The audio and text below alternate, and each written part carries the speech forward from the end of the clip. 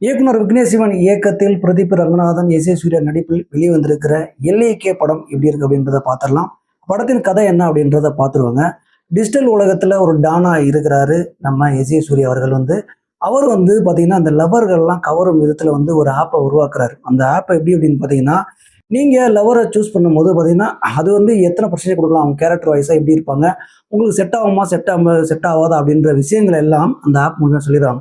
அந்த ஆப்பும் பார்த்தீங்கன்னா நீங்க ஒரு மோதிர வடிவில் கையில மாட்டிக்கலாம். அப்படி போயிட்டு இருக்கும்பொழுது இந்த பக்கம் பிரதீப் ரங்கநாதன் பார்த்தீங்கன்னா ஒரு ஆர்கானிக்கா வளர்ந்துட்டு இருக்காரு. யாரும் சீமான் தான் அவரோட அப்பா.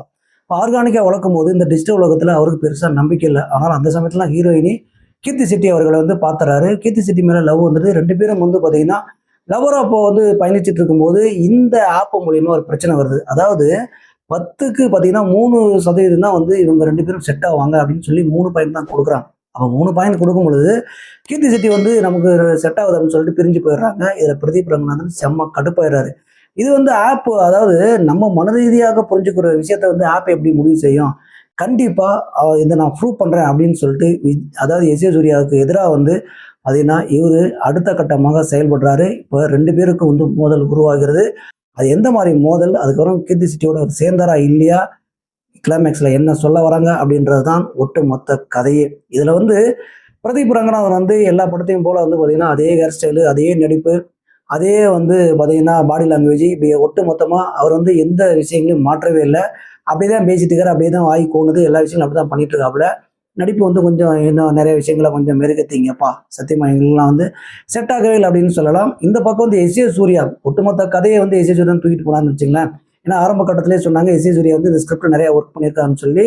அவர் ஒர்க் பண்ண விஷயங்கள் நிறையவே தெரிகிறது. ஏன்னா அவர் லவ் பர்சன்லாம் நீங்கள் குசியெல்லாம் பார்த்துருப்பீங்க, வாலியெல்லாம் பார்த்துருப்பீங்க. அதில் அந்த லவ் பர்சன்லாம் ரொம்ப க்யூட்டாக இருக்கும். அந்த விஷயங்கள் அந்த படத்தில் நிறைய அப்ளை பண்ணியிருக்காருங்க. இது 2040 நடக்கக்கூடிய ஒரு கதை.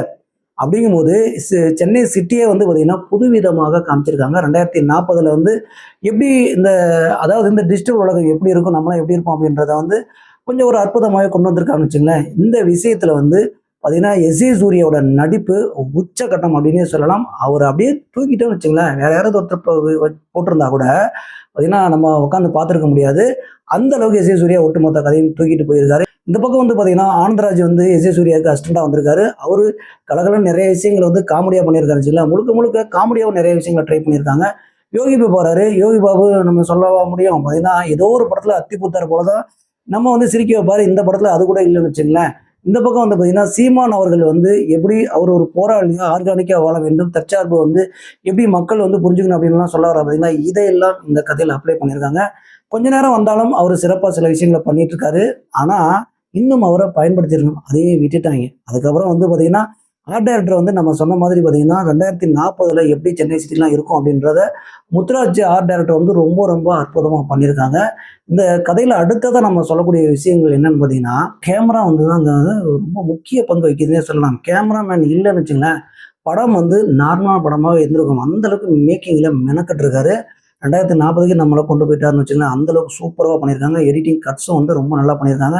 அதுக்கப்புறம் அனிருத் இருக்காரு பாருங்க, சும்மா மிரட்டி விட்டுருக்காப்புலங்க. ரீ ரெக்கார்டிங்லாம் அந்த அளவுக்கு எஸ். ஏ. சூர்யா வரும்போதெல்லாம் ஒரு சவுண்ட் வரும். அந்த சவுண்டு எக்ஸ்ட்ராடனரியா பண்ணியிருக்காப்புல. சாங்கும் ஒரு 3 சாங் சூப்பரா இருக்கு. இளைஞர்கள்ட்ட போய் சேர்ந்துருக்குன்னே சொல்லலாம். அந்த அளவுக்கு ஒட்டுமொத்த டெக்னீஷியனும் சூப்பராக பண்ணியிருக்காங்க. இதுல டைரக்டர் பார்த்தீங்கன்னா கதை தேர்வு ரொம்ப வித்தியாசமான கதை. அதாவது இப்ப இருக்க ஜென்சிக்கான கதை தான். ஆனா திரைக்கதையில இன்னும் நிறைய ஒர்க் பண்ணியிருக்கணுங்க. அதுதான் கதையில உள்ள பிரச்சனையே. என்னன்னு பார்த்தீங்கன்னா அவங்கவுங்க ஒரு கேரக்டர் பலவலா குலவான்னு பேசிக்கிட்டே இருக்காங்களே தவிர, அந்த கதை ஒரு சீன் ஆரம்பிச்சா அந்த சீன் முடிஞ்சதுக்கு அப்புறம் ஏதாவது சஸ்பென்ஸோ இல்லை காமெடியோ தொடர்ந்து அப்படின்னா சுவாரஸ்யம் ஏற்படுத்தணும். அந்த படத்துல எங்கேயுமே சுவாரஸ்யமே இல்லை. ஜென்சிக்களுக்கு வேணா பிடிச்சிருக்கலாமே தவிர ஒட்டுமொத்த ரசிகர்களுக்கு இந்த படம் பிடிக்குமான்னா கேள்விக்குறியா தான் இருக்கிறது. ஏனென்றால் பார்த்தீங்கன்னா திரைக்கதையில அவங்க சொல்ல வேண்டிய விஷயங்களை தெளிவாகவே சொல்லணும்னு வச்சுங்களேன். ஏன்னா கிளைமேக்ஸ் வரைக்கும் வளவலா குளம் இழுத்துட்டே போறாங்க. ஓப்பனிங்ல இருந்த பிரதீப் ரங்கநாதன் இன்ட்ரோ பிளாக்ல ஒரு லாக் கொடுத்துருக்காங்க. அங்கே லாக் கொடுத்ததுக்கப்புறம் அதுக்கப்புறம் செகண்ட் ஹாஃப் ஃபுல்லாகவே எஸ். ஏ. சூர்யாவுக்கும் பார்த்தீங்கன்னா பிரதீப் ரங்கநாதனுக்கும் ஒரு வார் மாதிரி போயிட்டே இருக்கிறது. இந்த வாரில் பார்த்தீங்கன்னா எஸ். ஏ. சூர்யா ஸ்கோர் பண்ணிக்கிட்டே இருக்காரு.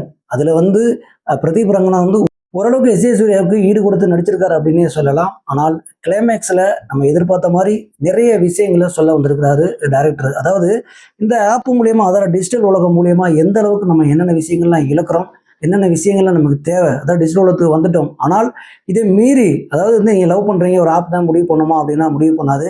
டிஜிட்டல் உலகத்தில் இந்த மாதிரி பார்த்தீங்கன்னா, நீங்கள் இன்னொரு விஷயம் இருக்குது பார்த்தீங்கன்னா, ஹார்ட்டை வந்து எந்த எப்படி துடிக்குது அப்படின்றதுலாம் நீங்கள் வந்து ஃபிங்கர் பிரிண்டை வச்சிங்கன்னா வந்து உங்களுக்கு தெரியும் அப்படின்றாங்க. அதுக்கப்புறம் பிளட் குரூப்பு, அதுக்கப்புறம் பார்த்தீங்கன்னா பிபி, சுகர் இதெல்லாம் தெரியுன்றாங்க. இந்த மாதிரி விஷயங்கள் எல்லாமே வந்து பார்த்தீங்கன்னா, உங்கள டிஜிட்டல் உலகத்தில கொண்டு போய் உங்கள வாழ்க்கை முறையே மாத்திட்டாங்க. ஆர்கானிக்கா வாழுங்க. ஆர்கானிக்காக இந்த மாரி நெறைய ஆப்புகள்லாம் இருக்கு.